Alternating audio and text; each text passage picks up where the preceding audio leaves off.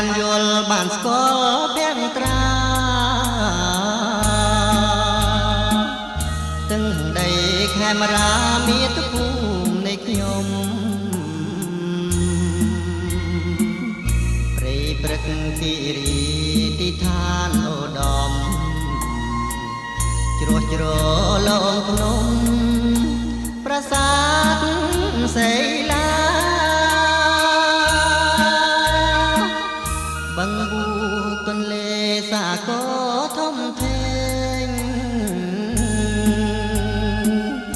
រលកការត្រែងបោកទុកថ្មដារមណីយស្ថានគួរគំនេត្រាផ្ទៃមេឃបាំងសាបាំងសីជ្វៀងឆ្វាត់លីខិតណាយឆ្លងដែនដល់ថ្ងៃវិលវិញទាំងទុកតូមនឹងអាឡ័យពេកក្តាត់អោសែនអានិច្ចាខ្លួនខ្ញុំរសាត់វាយោផាយផាត់ចាត់ប្រត់សីមាអាកាសសៀនដងហើយហើយអោភ្នំពេញអើយខ្ញុំលីហើយណាលាពុកលាម៉ែទាំងទឹកនេត្រាគង់មានថ្ងៃណាជួបវិញមិនខាន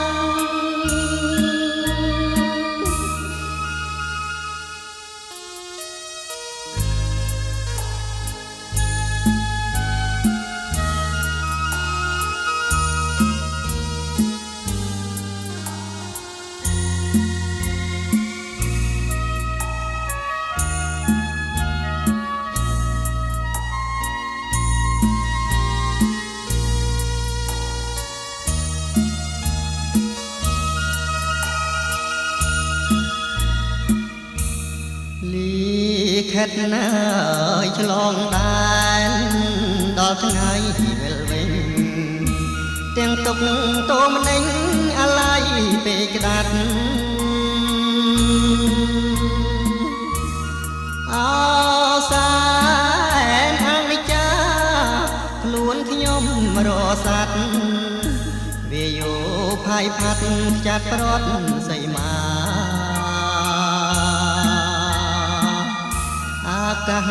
សៀនដងហើយហើយអោភ្នំពេញអើយខ្ញុំលី